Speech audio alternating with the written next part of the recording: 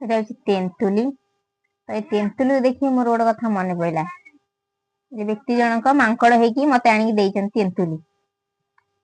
ତ ମୁଁ ଗୋଟେ କଥା କହିବାକୁ ଚାହୁଁଛି, ଯେତେବେଳେ ଆମେ ଛୋଟବେଳେ ଯେତେବେଳେ ପାଠ ପଢୁଥିଲୁ ସ୍କୁଲରେ, ସେତେବେଳେ ଆମର ବହୁତ ଟାଇମ ପଳାଏ ତେନ୍ତୁଲି ଗଛ କତିରେ। ସ୍କୁଲରେ ଲେଟରେ ଯାଇକି ପହଞ୍ଚୁ, ମାଡ ବି ଖାଇଛୁ ଏ ତେନ୍ତୁଲି ପାଇଁ। ସେତେବେଳେ ଆମେ ଛୋଟବେଳେ ବେଶୀ ମୋବାଇଲ ଫୋବାଇଲ ତ ନଥିଲା ଆମର ସେତେବେଳେ, କା ତେନ୍ତୁଲି ଗଛ କତିରେ ଯାଇକି, କା ଆମ୍ବ ଗଛ କତିରେ, କା କୋଳି ଗଛ କତିରେ, ମାନେ ସବୁବେଳେ ଯାଇକି ମାଙ୍କଡ ଭଳିଆ ଜଗିକି ବସିଥିବୁ। ମାଙ୍କଡକୁ ବି ଖାଇବାକୁ ଦଉନା, ମାନେ ଏମିତି ଆମେ ଯାଇ ଖାଉ।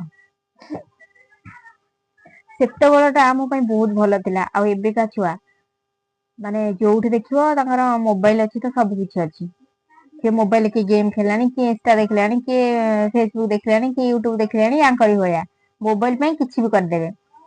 କିନ୍ତୁ ଆମେ ଯେତେବେଳେ ଖେଳଛୁଟିରେ ଖାଇବାକୁ ଯାଉଛୁ ସ୍କୁଲକୁ, ତ ଖାଇବାକୁ ଆମେ ଘରକୁ ଆସୁନା, ଆମର ଏଇ ତେନ୍ତୁଲି ଗଛ କତିରେ ଘଣ୍ଟାଏ ଟାଇମ ପଳାଏ, ଆମେ ତେନ୍ତୁଲି ଖାଇ ଖାଇ ପଳଉ। ତ ସେତେବେଳେ ମୁଁ ଭାବୁଛି କି ମୋବାଇଲ ଟା ଆମ ସମ୍ପର୍କକୁ ଦୂର କରିଦେଇଛି, ସବୁବେଳେ ସମ୍ପର୍କ ଟାକୁ ଭାଙ୍ଗି ଦେଇଛି। କାରଣ ସେତେବେଳେ ଆମ କତିରେ ମୋବାଇଲ ନଥିଲା, ତ ଆମେ ସାଙ୍ଗସାଥି ସମସ୍ତ ସହିତ ମିଶିକି କଥା ହବା, ଆଉ ସେତେବେଳେ କେତେ ଭଲ ଥିଲା। ଏବେ କିନ୍ତୁ ଫୋନ ହେଲା ତ ସମସ୍ତେ ସମସ୍ତଙ୍କ ଫୋନ ରେ ବ୍ୟସ୍ତ ରହିଲେ, କେହି କାହା ସହିତ କଥା ହେଲେନି। ମାନେ କାହା ସହିତ ମାନେ 5 ଜଣ ଘରେ ଅଛନ୍ତି କିନ୍ତୁ କାହା ସହିତ କାହାର କଥାବାର୍ତ୍ତା ନାହିଁ। ସିଏ ତା ଫୋନ ଧରି ବସିଲାଣି, ୟା ଫୋନ ଧରି ବସିଲାଣି।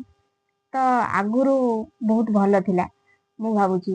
ଏବେ ଆପଣ ମାନଙ୍କୁ କୋଉଟା ଠିକ ଲାଗୁଛି ତ ନିହାତି କହିବେ। ମୁଁ ଭାବୁଛି କି ଆଗକା ଲାଇଫ ଟା ଆମର ବହୁତ ଭଲ ଥିଲା ଏବେଠାରୁ। ଏବେ ଫୋନ ଆମକୁ, ଅବଶ୍ୟ ଫୋନ ଟା ହେଇଛି ଆମ ପାଇଁ କିଛି ଭଲ, କିନ୍ତୁ ଆଗକା ଲାଇଫ ଆମ ପାଇଁ ବହୁତ ଭଲ। ଏଇ ଯୋଉ ଛୋଟ ଛୋଟ ଖୁସି ନା, ଆମେ ଆଗରୁ ହିଁ ପାଉଥିଲୁ।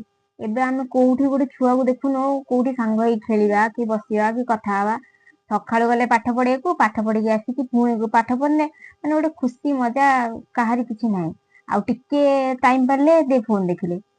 କିନ୍ତୁ ଆମେ ଟିକେ ସମୟ ମିଳିବ ମାନେ ଯାଇକି ଖେଳିବୁ, ଖେଳିକି ତାପରେ କା ଆମ୍ବ ଗଛ, କା ପିଜୁଳି ଗଛ, କା କୋଳି ଗଛ, କିଏ ମାଛ ଧରିଲାଣି ଯାଇକି ସେଠି, ଆମେ ସବୁ ଏଇ କାମ ଇଏ କରୁ। ତ ଆପଣ ମାନେ କୁହନ୍ତୁ ଏବେକା ଲାଇଫ ଭଲ ନା ଆଗରୁ ବିତି ଯାଇଥିବା ଲାଇଫ ଭଲ? ତ ନିହାତି କମେଣ୍ଟ ମାଧ୍ୟମରେ ମତେ ଜଣେଇବେ।